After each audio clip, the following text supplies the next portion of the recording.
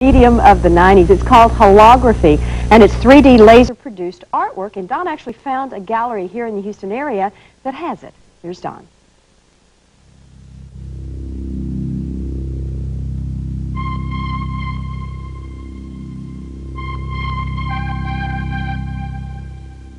Imagine walking into a complete world of suspended animation. Images projected out into space, so real, so lifelike, you begin to wonder if the subjects you're viewing are actually hanging in midair or trapped behind the wall.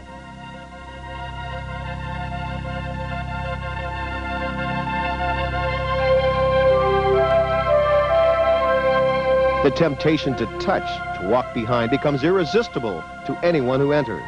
Is Michael Jackson really standing over there? Will the wild animals get loose?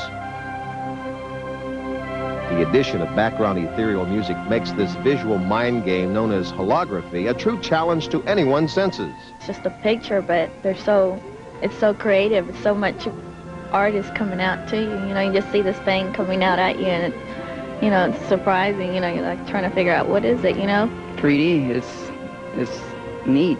I don't know. I can't find the right word for it. I've never seen anything like this before, so I'm kind of shocked. It's like it's really there, but it's really not.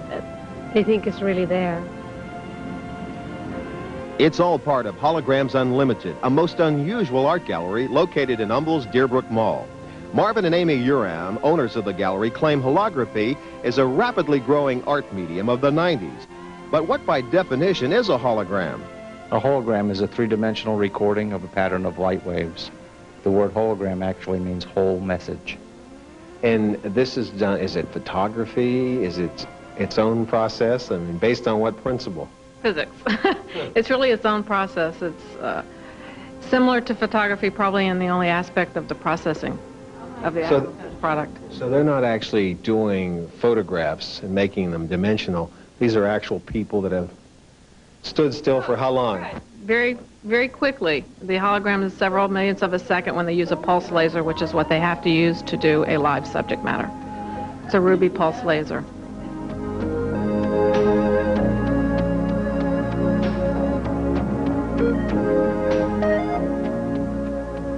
This is a film hologram, and if you go to side, you'll see the movement. There's more than one hologram made on this piece of film. That's why you get the movement.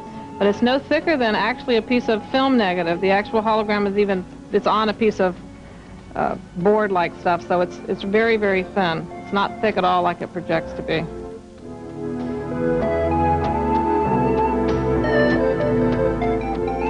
Holography is not just limited to angle changes of subjects. There is, in fact, a holographic form of animation. You have to imagine that there's several thousand vertical lines in there, and each one of them represents another frame of special movie footage that is done, and each one of those frames is then turned into a hologram. They put them side by side and master a 360-degree integral hologram like this one. And then you have some half, some 180s. Right, and that's the same concept, except they just have less frames done.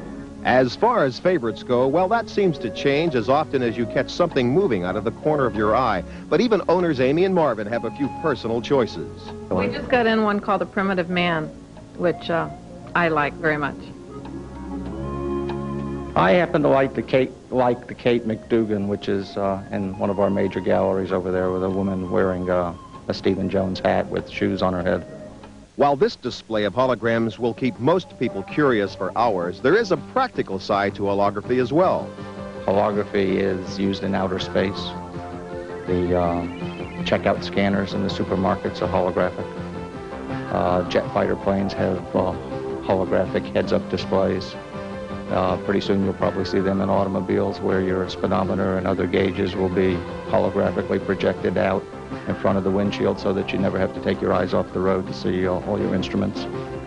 And many other things that that I'm not too aware of. They use it for quality control. They use holograms to have the optimum part, and then use the hologram as a gauge for parts that are coming off an assembly line to make sure that they're done perfectly and they match up to the hologram. Much like other art mediums, the price shares similar guidelines, such as one-of-a-kinds, limited editions, etc. And costs in dollars can reach way into the tens of thousands. But the majority of holograms still remain somewhat novel in nature. Everybody wants to have one. And if they can't afford a $35,000 or $20,000, you know, they'll end up buying what they can afford, which is maybe a $35 picture or a $58 watch, which they can wear all the time and show people, and it's a conversation piece. You'd be surprised how many single guys buy hologram watches to get into conversations at lounges. I have placed information vital to the survival of the rebellion into the memory systems of this R2 unit. My father will know how to retrieve it. You must see this droid safely delivered to him on Alderaan. This is our most desperate hour. Not since Princess Leia called Luke Skywalker on the old Star Wars holographone has there been such an opportunity to venture out into one of the next century's means of expression. Amy and Marvin Uram's Holograms Unlimited is located in Humble's Deerbrook Mall. Stop by if you have any questions. They're usually always there. Or are they?